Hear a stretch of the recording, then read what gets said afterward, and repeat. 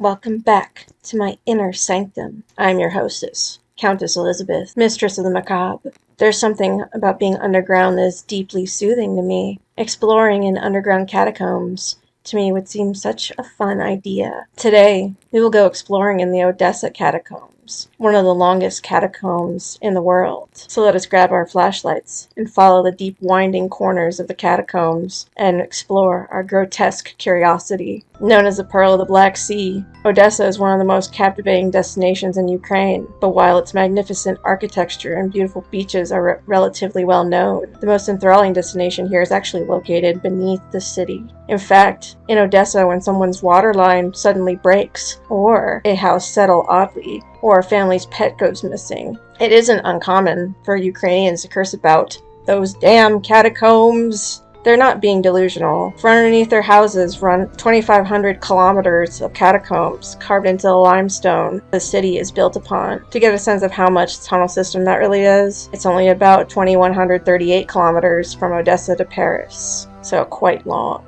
The date of the earliest catacombs is difficult to determine, as they were all widened at a later date, but it likely goes back to the 1600s if not further. However, the catacombs began to truly grow into their astonishing labyrinth forms in the early 1800s, when limestone was quarried out of them and used to build much of the city. So much like catacombs in Paris, Odessa's catacombs quickly became preferred hideout for rebels, criminals, and eccentrics. Ooh, sounds fun! During World War II, although the Soviets had been forced out of the city, they left behind dozens of Soviet-organized Ukrainian rebel groups hidden below the city in the expansive catacombs. Hiding in the catacombs for as much as 13 months, literally below the noses and feet of the Nazis above, the rebels waited for a chance to strike or relay information. These men and women would play chess, checkers, cook, and listen to Soviet radio, generally trying to make a normal life below the surface of the city. They tried to ignore the malnutrition and malaria which affected many of them. Many of the partisan groups lived in the catacombs for the entirety of the rest of the war, and on occasion, partisan groups even managed to blow up German facilities. The fascist Germans and Romanians, meanwhile, chose random catacomb exits and sealed them, hoping to trap the men below the city forever, and occasionally tossed poison gas or canisters into the catacombs, hoping to smoke out the Soviet rebels below. Once the war was over, the catacombs became home to numerous smuggling and criminal groups who widened and created new tunnel systems of their own. In 1961, the Search, or Poisk, I assume I don't speak Ukrainian, the Poisk Club was created, headed by Konstantin Pronin of the Paleontological Museum of OSU, and first became the official catacomb exploration unit,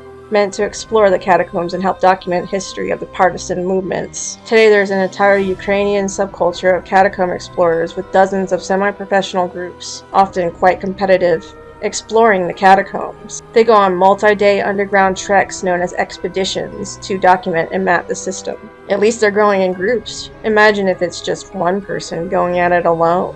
Should someone get lost in the catacombs, as it happens every couple of years, these groups put aside their differences and mount large search expeditions. They have rescued a number of children who have wandered into the catacombs and got lost by accident. In September 1995, in honor of the 200th anniversary of Odessa, the record for the longest underground journey in the catacombs was broken by a 27-hour continuous journey of over 40 kilometers. Had they walked in a straight line, the journey would have taken 9.5 kilometers.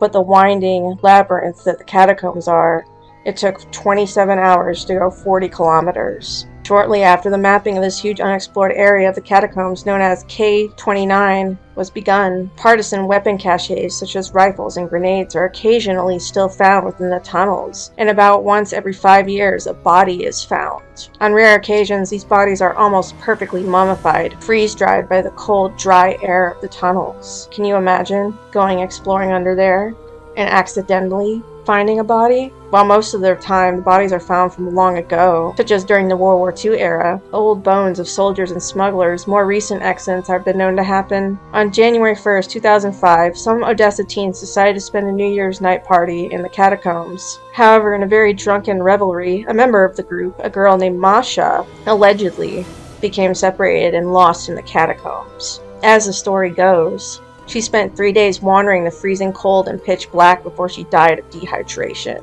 Well, According to the story, it took 2 years before the police were able to locate her body and retrieve it from the catacombs. However, there are also reports from the official Odessa tourism that this story is a hoax. However, that doesn't mean that people don't get lost in there. It's a very long catacomb system. While going in the catacombs is not illegal, there's only one portion of the catacombs that officially is open to the public, which can be seen at the Museum of Partisan Glory in, Nebrubeyskoye, north of Odessa. It would be extremely dangerous to try and explore the catacombs on one's own. However, professionals can be hired at the cost of $250 this courtesy per person, depending on the time spent underground, the complexity and length of the route, number of tourists, and options for delivery to the site entrance. Well, that was truly a grotesque tale. It seems that these catacombs are similar to the ones in Paris and Rome, but unlike those, it seems like it was also only for mining. But one thing is certain is that they can be pretty deadly and also very long for explorers. Can you imagine what would happen if your light went out? I find these underground places so interesting. One of my hobbies used to be exploring in tunnels underground, so maybe I would want to go there one day if I ever left my inner sanctum.